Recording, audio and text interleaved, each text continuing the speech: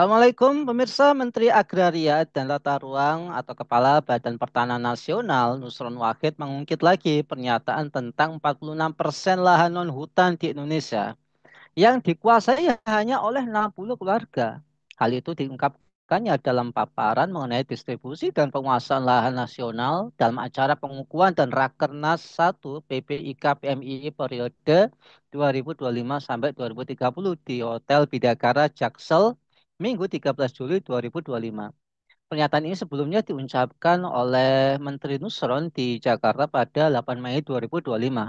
Ia mengatakan pemerintah akan menata ulang sistem pembagian dan pengelolaan tanah untuk mengatasi ketimpangan struktural dalam penguasaan tanah di Indonesia. Nah, bagaimanakah solusi dari masalah ini? Nah, kita akan membahasnya dengan Bung Rizky Awal dari Indonesia Justice Monitor. Assalamualaikum Bung Rizky. Waalaikumsalam warahmatullahi wabarakatuh, Mas Nanang dan teman-teman Hilafah News Channel dimanapun berada. Tetap waras, tetap setia pada keadilan, dan berani menantang segala resiko yang ada. Baik, Bung, hari ini kita akan Hmm. membahas tentang bagaimana cara mempertahankan tanah dan air. Nah, Hmm. Menteri Pertanahan ini mengatakan apa ya, ada sebuah problem ya bahwa bagaimana struktur hukum agraria dan kebijakan pertanahan sejak Orde Baru hingga kini justru memperkuat akumulasi kepemilikan tanah oleh segelintir elit. Dan sejauh mana ini merupakan akibat langsung dari sistem kapitalisme kronis yang diterapkan di Indonesia, Bung Rizky? Ya kalau kita lihat, eh, ini kan sebenarnya apa yang terjadi pada hari ini, warisan tanah kita itu kan sebenarnya aturan undang-undangnya adalah undang-undang yang duplikat dari warisan Belanda. Artinya apa yang terjadi hari ini, ya selama undang-undang pertanahan itu tidak uh, tidak diubah, maka memang peruntukannya untuk para kapital itu. Wajar kalau Bang Nusron itu menyatakan bahwa saya 46%, ya itu menurut saya itu data yang terindeks menurut saya. Data yang tidak terindeks mungkin lebih banyak daripada itu, meskipun kita memahami Badan Pertanahan punya data yang cukup besar, tapi kan terkait dengan girik atau mafia tanah yang beredar itu, jangkauannya menurut saya bukan 46% ya. 46% itu justru hoax datanya. Kalau menurut saya, mungkin menurut saya hoax karena data aslinya mungkin lebih daripada itu karena BPR, Badan Pertanahan, belum bisa mencakupi segala urusan, uh, tanah-tanah adat misalnya ya, yang belum ada hitam di atas putih itu kan yang baru dilakukan oleh Nusron Wahid. Pemerintahnya mencatat mereka yang sudah berada di apa di catatan sipil, artinya data itu ada. Ini belum data-data yang gelap gulita itu, Mas Anang. Dan ini resiko ketika negara ini menanggung beban dosa dari undang-undang yang tidak pro kepada rakyat tapi pro kepada kapitalis. Ya, Bung Rizky, ini kira-kira apa sih dampak makroekonomi dari kepemilikan 48% oleh 60 keluarga? Dampaknya terhadap distribusi kekayaan, kemudian kemiskinan di pedesaan, terus pengangguran di sektor agraria, Bung Rizky. Ya dampaknya banyak ya. Dampaknya tentu kan kita bisa melihat betapa oligarki itu mencengkram. Saya teringat bagian, saya lupa ya, siapa pengarang puisi ini, tapi kalimatnya cukup bagus. Tanah bukan tanahku, air bukan airku. Jadi kalau kita melihat dari cuplikan bait yang hanya sebentar saja, tapi mengena ya. Tanah bukan tanahku, air bukan airku gitu. Artinya, eh, masyarakat hari ini ketika kita melihat data fakta bahwa saya 60 warga itu menguasai 46%, ini akan cukup besar, signifikan, dan itu uh, mempengaruhi tingkat distribusi kekayaan. Artinya mereka yang punya kuasa, ya mereka yang punya kekuatan untuk bisa menggusur keinginan rakyat atau sebagian besar rakyat. Sementara rakyat-rakyat itu hanya dapat bagian pengolahan atau buruh buruh olah atau buruh apa istilahnya buruh harian ya. terkait dengan fungsi-fungsi lapangan hutan atau tanah yang sudah disertifikasi itu. Ini baru yang tadi ya, yang non hutan tadi ya gitu, yang non dipermasalahkan. Dan ironinya adalah uh, kita bermain pada ranah pendapatan per kapita, tapi nyatanya per kapita kita itu tidak berpendapatan. Negara hari ini kan menyatakan bahwa saya pendapatan per kapita kita tuh diukur kurang lebih bisa di angka 6.000 sampai 7.000 dolar per tahun. Kalau diputus artinya kan 5 sampai 8 juta orang gaji hariannya per bulan begitu tuh. Tapi nyatanya ya angka per kapita ini kan dipukul rata dari jumlah pemilik modal yang ada gitu. Semakin besar pemilik modal, semakin besar juga angkanya gitu.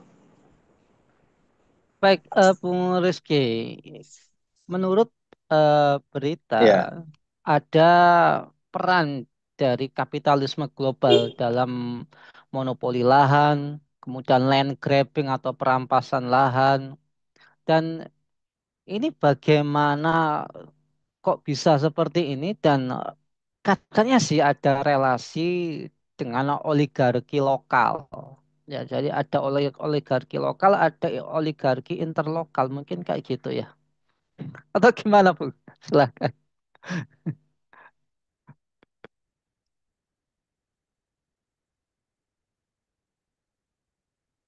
Belum di-unmute kayaknya. bisa diulangi pertanyaannya karena ya nggak terputus-putus tadi. Pertanyaannya Ya, baik. terputus-putus. Jadi kurang.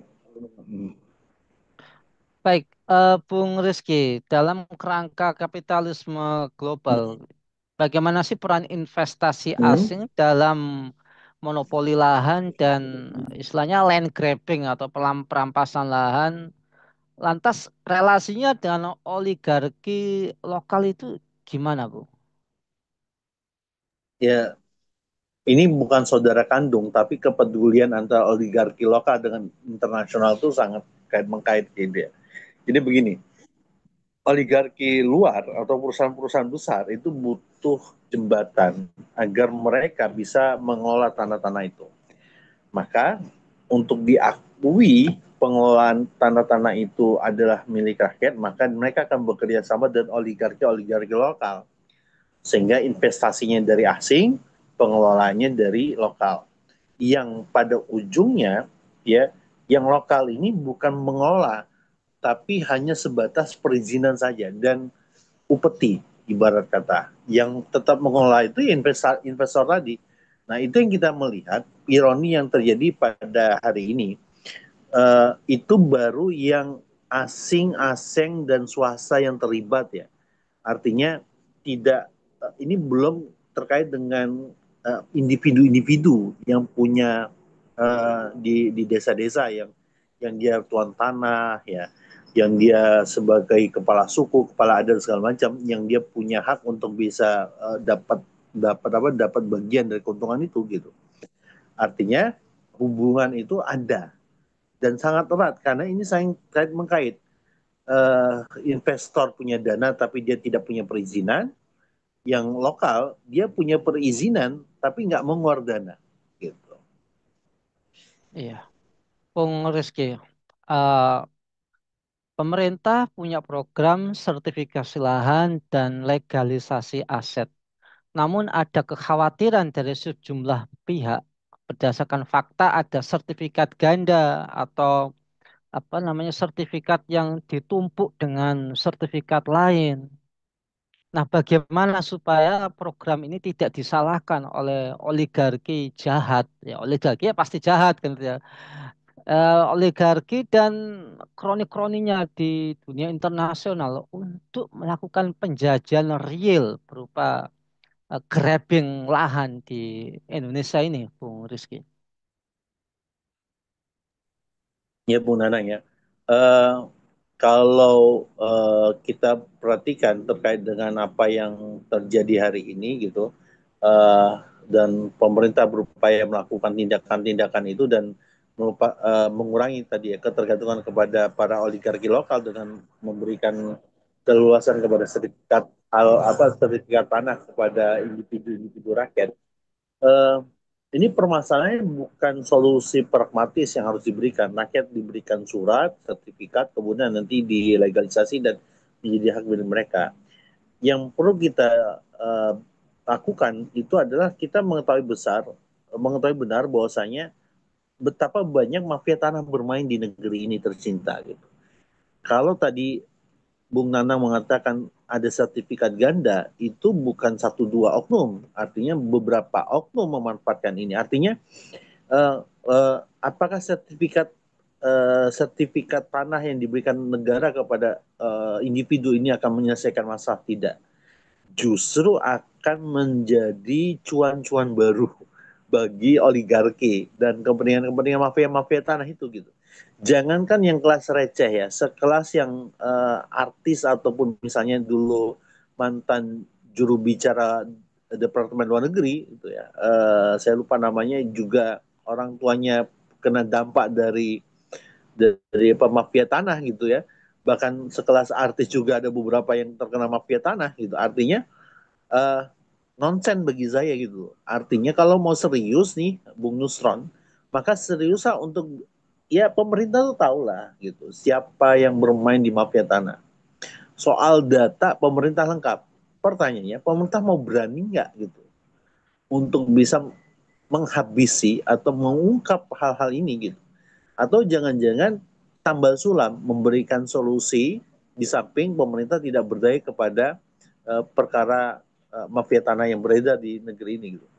Jadi apa yang saya harapkan ya pemerintah tegas ya, bukan sekedar sertifikat halal, sertifikat tanahnya gitu, tapi urusan keadilan tanah dari hulu ke hilir itu dipertegas semuanya gitu.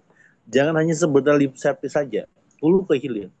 Jangan sampai ketika dibagikan individu-individu itu nanti ditarik lagi karena kurang lengkap data-datanya, cuma buat pemotretan misalnya. Itu kita sudah lah ya, kita sudah tidak lagi zaman pencitraan lah, meskipun ada satu dua pemimpin-pemimpin di daerah yang mulai melakukan pencitraan gitu. Tapi menurut saya ini bukan apa, uh, zamannya, eranya lagi gitu, Mas Ana. Iya, baik, terima kasih atas pemaparannya dan semoga ya inilah bukti nyata pembelaan kita terhadap wilayah tanah dan air negeri Hmm. Indonesia gitu ya. Dari kungkungan atau penjajahan asing yang bentuknya baru tapi sangat-sangat berbahaya gitu. Baik, semoga Bung Rizky awas keluarga senantiasa dilindungi oleh Allah Subhanahu wa taala Amin, amin, dan amin. semoga para pemirsa Khilafanus juga setia dan selalu tetap istiqomah dalam mempertahankan ya kedaulatan negara kita ini dari penjajahan asing ya dengan segala bentuknya begitu. Jangan lupa untuk subscribe, like, komen, dan share sebanyak-banyaknya. Semoga menjadi amal kebaikan kita di dunia maupun di akhirat. Saya Nano Setiawan untuk diri. Sampai jumpa di lain kesempatan. Dan wassalamualaikum warahmatullahi wabarakatuh.